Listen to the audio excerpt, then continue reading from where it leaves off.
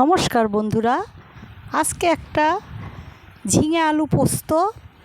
তোমরা সবাই জানো, যারা পোস্ত ভালোবাসে তাদের জন্য এই দেখো, পোস্ত কাঁচা লঙ্কা দিয়ে বেটে রেখেছি, ঝিঙেটে কেটে ধুয়ে রেখেছি, ঝিঙে ছোট ছোট করে, দুটো আলু লম্বা লম্বা করে পাতলা পাতলা করে চিড়ে রেখেছি।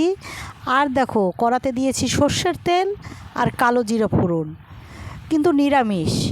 এটা কিন্তু যারা নিরামিষ খায় তাদের কথা মাথায় রেখেই আমরাও আজকে নিরামিষ খাবো, তাই নিরামিষ তৈরি করছি, তাই তোমাদের দেখাচ্ছি। যারা যারা নিরামিষ খায় তারাও ভালো লাগবে। এভাবে কারা কারা করো অবশ্য করে জানিও। আমি তো এভাবে বানাই, তাই রান্নাটা শেয়ার করলাম তোমাদের সঙ্গে। ভালো লাগলে লাইক, শেয়ার, কমেন্ট অবশ্য করবে। দেখো, আলুটা প্রথমে দিয়ে দিলাম, এবারে ভেজে নিচ্ছি। এবারে হালকা নাড়াচাড়া করে দিয়ে দেবো ঝিঙেটা দিয়েও একটু ভাজা ভাজা করব।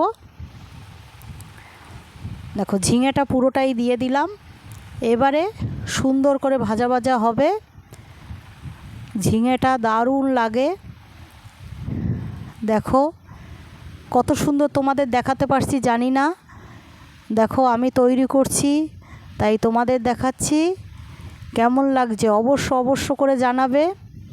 দেখো, এবারে দিয়ে দেব পরিমাণ মতন নুন আর হলুদ। নুন হলুদ পরিমাণ মতন দিয়ে ভালো করে নেড়ে নেব। আমি এভাবে করে ঝিঙে আলু পোস্ত করি, তোমরা কিভাবে করো অবশ্য এরকম একটা ঝিঙে আলুর তরকারি নিরামিষের দিন থাকলে অন্য আর কিছু লাগে না, পুরো ভাত খেয়ে নেওয়া যায়। তাই যারা পোস্ত ভালোবাসো একবার হলেও এভাবে করে ট্রাই করে দেখো, ভালো লাগবে। তার ভিতরে দিয়ে দেবো আমি একটু লাল লঙ্কার গুঁড়ো, কালারের জন্য, দেখতে সুন্দর হয়, পোস্তর কালারটা দারুণ হয়, তাই আমি একটু দিয়ে দিলাম। যারা না দেবে না দিতে পারেন। তাই কেমন হচ্ছে দেখো, সুন্দর করে কষিয়ে নিচ্ছি। দেখো, কষানোটা প্রায় হয়েই এসেছে। এবারে দিয়ে দেবো পোস্ত বাটাটা। তা পোস্ত বাটাটা দিতে গেলে একটুখানি পোস্ত কাঁচা লঙ্কা বাটা এই যে আমি দিয়ে দিলাম। এটা দিয়েও ভালো করে কষিয়ে নেব। আমি সব সময় বলি, যত সুন্দর কষানো তত সুন্দর খেতে। তাই পোস্ততে বেশি একটা হলুদ ভালো লাগে না। এই যে দেখো, কালারটা দারুণ এসেছে।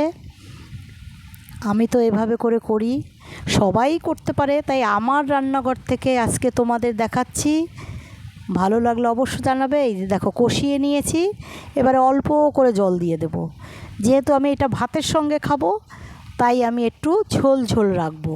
ঝোল পোস্ত খেতে আমার ভীষণ ভালো লাগে। তাই যারা শুকনো খাবে তারা শুকনো করবে। এই যে ফুটছে, দেখতেই পাচ্ছ। দিয়ে দিলাম একটু চিনি, কেন নিরামিষ যেহেতু একটু পোস্ততে মিষ্টি ভালো লাগে। আর তোমরা যারা মিষ্টি খাবে না তারা নাও দিতে পারো। গ্যাসের আগুনটা কিন্তু মিডিয়াম থাকবে। আর উপর দিয়ে একটু কাঁচা সর্ষের তেল দিয়ে দিয়েছি, তাতে স্বাদটা আরও দারুণ লাগবে। দেখতেই পাচ্ছ। এই দেখো, আমার পোস্ত হয়ে গেছে। কেমন হলো অবশ্য করে জানাবে। আর ভালো লাগলে শেয়ার করবে।